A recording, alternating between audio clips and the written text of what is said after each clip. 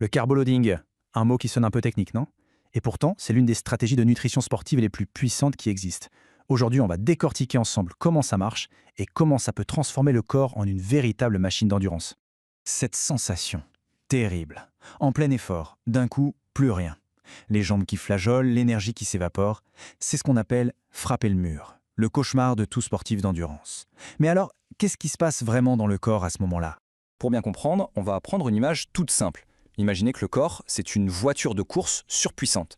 Bon, pour faire un petit tour en ville, pas besoin d'avoir le réservoir plein à ras-bord. Mais pour un marathon ou une longue épreuve, là, la panne sèche, c'est juste pas une option. Alors voilà, on attaque le cœur du problème. C'est quoi cette fameuse panne sèche du sportif? C'est le souci numéro un que tout athlète d'endurance redoute. Et c'est exactement ça que le carboloading cherche à éliminer. Parce que oui, frapper le mur, ce n'est pas juste dans la tête, hein. C'est un phénomène physiologique bien réel. C'est le moment très précis où les réserves de carburant de premier choix, le top du top, sont complètement à sec, vides, fini. Et c'est là que ça devient super intéressant. La solution, ce n'est pas juste de faire le plein avant de partir, non. Toute l'idée du carboloading, c'est d'installer un réservoir plus grand. On ne se contente pas de remplir, on augmente carrément la capacité de stockage. Ok, installer un plus grand réservoir, c'est bien joli, mais comment on fait ça concrètement? Eh bien, la réponse se cache dans une petite molécule clé. On va mettre un peu les mains dans le moteur pour découvrir le secret du glycogène. Le glycogène, en fait, c'est notre carburant super premium. C'est la façon dont le corps met de côté les glucides qu'on mange. Et ce carburant, il est stocké là où on en a le plus besoin, directement dans les muscles, prêt à l'emploi. C'est vraiment la réserve d'énergie qui change la donne. Et regardez ça, l'impact est juste spectaculaire. En temps normal, nos muscles stockent à peu près 20 grammes de glycogène par kilo. Mais après un carboloading bien mené, on peut carrément doubler ce chiffre. On passe à environ 40 grammes. C'est comme si on doublait la taille du réservoir. C'est juste énorme. Ce processus porte un nom un peu technique, la surcompensation glycogénique. Mais en gros, c'est très malin. On met le corps au repos, on le gave de glucides, et lui, en réaction, il ne fait pas que remplir ses réserves, il les remplit plus qu'à la normale. Il surstocke, en quelque sorte. D'ailleurs, la méthode a beaucoup changé avec le temps.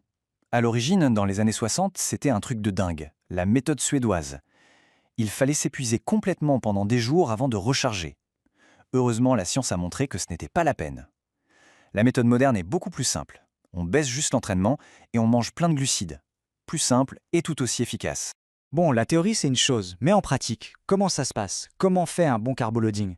Allez, c'est parti pour le guide pratique, étape par étape. Alors là, attention, voici le chiffre à retenir. Le nombre clé de toute cette histoire. 10 à 12 grammes. C'est la quantité de glucides qu'il faut viser, par kilo de poids de corps et par jour. C'est une quantité absolument gigantesque, ça n'a rien à voir avec une alimentation normale. Mais c'est ça la clé du succès. Pour que ce soit bien clair, prenons l'exemple d'une personne de 70 kilos. Ça veut dire qu'elle doit manger plus de 700 grammes de glucides en une seule journée. Pour se faire une idée, c'est l'équivalent de l'énergie contenue dans une vingtaine de bagels. Oui, 20 bagels. Le plan d'action moderne est super simple, il tient en 3 étapes. 1, 2 à 3 jours avant l'épreuve, on passe en mode hyperglucidique. 2, et c'est crucial, on coupe l'entraînement ou presque, on se repose. Et 3, on fait la chasse à tout ce qui n'est pas un glucide. On met de côté les fibres, les graisses, l'objectif c'est glucides, glucides, glucides.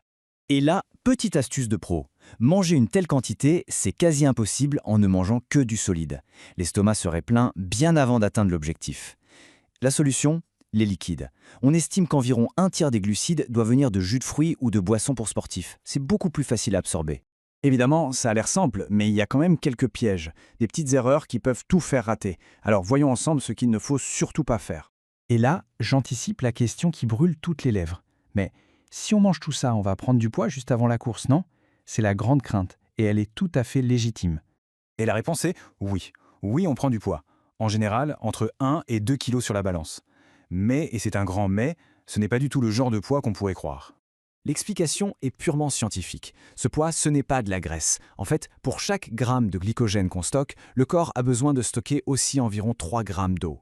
Donc ce poids en plus, c'est principalement de l'eau. En fait, il faut voir cette prise de poids comme un indicateur de succès. Ça veut dire que ça a marché.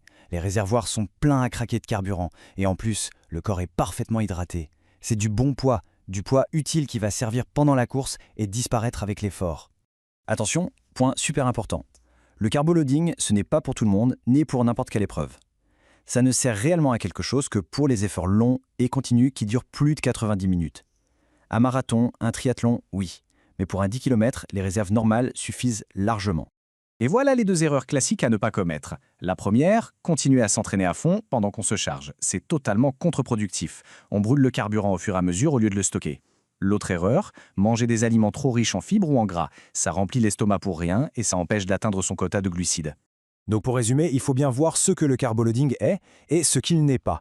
C'est un outil scientifique précis, une stratégie temporaire pour un objectif bien précis. Ce n'est absolument pas une excuse pour manger de la junk food pendant 3 jours et surtout, ce n'est pas un régime à suivre au quotidien.